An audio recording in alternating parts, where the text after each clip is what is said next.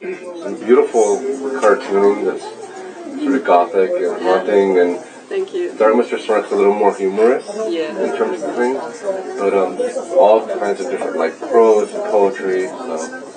Yeah, but thank you so much for coming. I was actually reading through the larger book. What was that one called? DARKVERSE. DARKVERSE. I was reading through that. The American Gothic piece was really good. Thank you. I really like prose based on artwork and what you can infer from it. Yeah, I had fun doing that. Yeah. Having fun doing that piece is. I do try to put serious messages in things too, but I also do a lot of humor.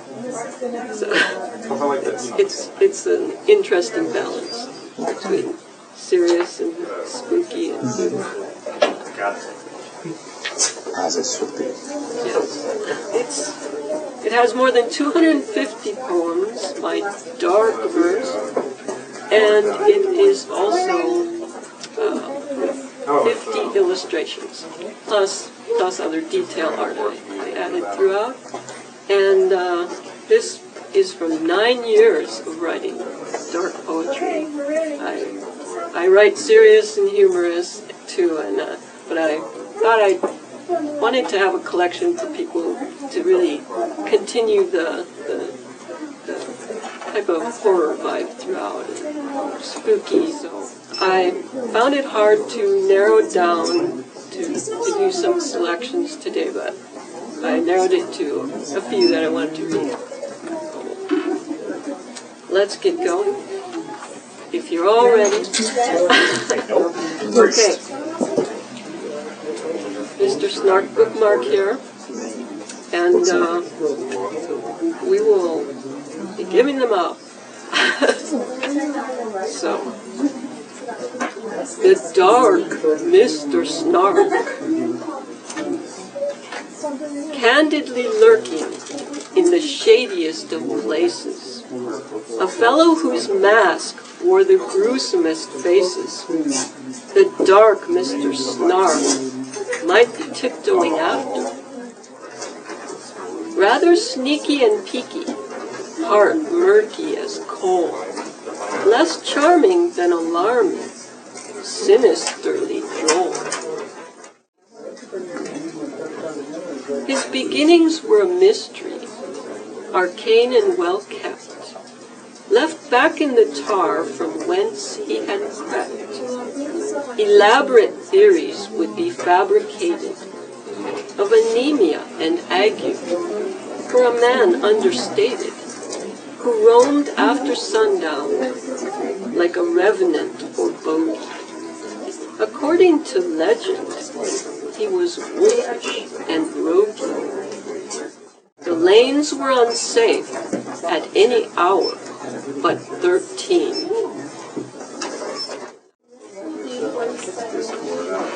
He's a very mysterious figure, and people wonder about him.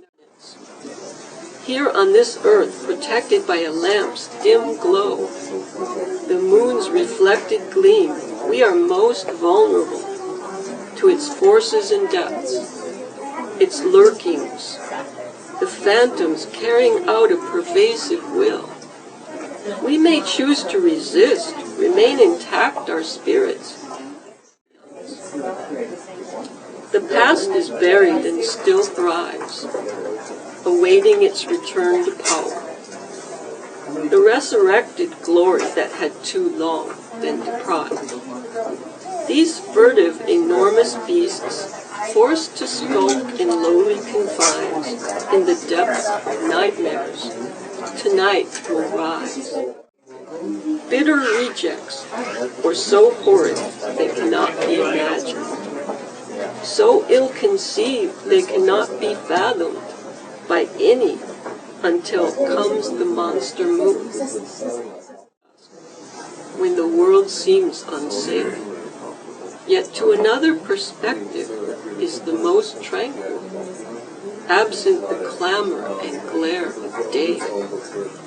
For darkness is a cowl worn against public scrutiny and scorn, against being ignored and uncherished, not being embraced, the lonely and shunned, The unworthy and disrespected can lick their wounds in its shineless spotlight of ignominy, where the truly miserable and depressed may weep and rock themselves to sleep with a lullaby drenched in gloom. Horrendous howls of woe so poignant and pathetic, they travel like the cries of mournful, grieving wails, transmitted by the liquid atmosphere of the ocean. For obscurity is as palpable and conductive.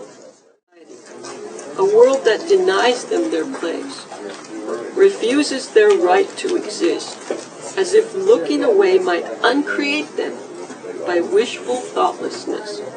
Yet here they are in their full magnitude, within gruff exteriors. Even if the weather forecast warrants that there could be a drought, with skies as dry as hot cement, no cloud in sight to shed a drop except the graveyard broom. That horror author may be swift.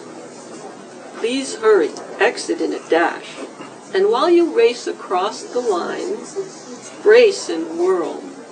Then raise your parasol, aim the bumbershoot as if a talisman. No self-respecting horror writer would impale herself upon the tip. Safe from demons, ghosts, and me. This old bookstore is a favorite haunt for catching unsuspecting readers. I'm more than just a horror author. Let me tell you a little secret.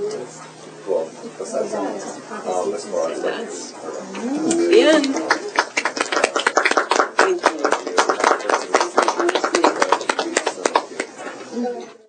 you. Your first piece is for de-vilifying the monsters. For saying that, sometimes they're teddy bears and be hugged, so on and so forth. And the next kind poem, with claws and teeth. of course. And then the next poem, you put yourself in the role of the monster by saying I'm a fictional horror author. Is this a concurrent theme throughout most of your works, or is this sort of a secluded theme? I would say it's an occasional theme, but yeah, it's a humorous one about the horror author, and so I'm reversing the roles, but kind of people wonder sometimes, do horror authors really think about doing terrible things, And, yeah. So, but, it's what one might expect, so, yeah. It's not shattering the myth at all. But we're really, so they say, we're really not that way. And we're really some of the nicest people. Mr. Snark. He just came to me as this kind of misunderstood person that people aren't sure about. I actually had not thought about doing the 2 sequels originally, but it just seemed to be, it had to be, it was just, and I came up with the titles and I said, well, that just, The artistic style for DARKVERSE seems very reminiscent of Island of where Wild Things Are. The classic childhood book we all on loved. the back, actually. That's what I was thinking when you turned it around. I was like, that looks like Where the Wild Things Are. Yeah, that definitely was inspired. I actually mentioned wild things in that poem. So, yeah, very, very astute. Your first favorite book? Yes, it was. With monsters. Well, thank you. Thank you for coming. Yeah. I really appreciate it. Thank you for the reading.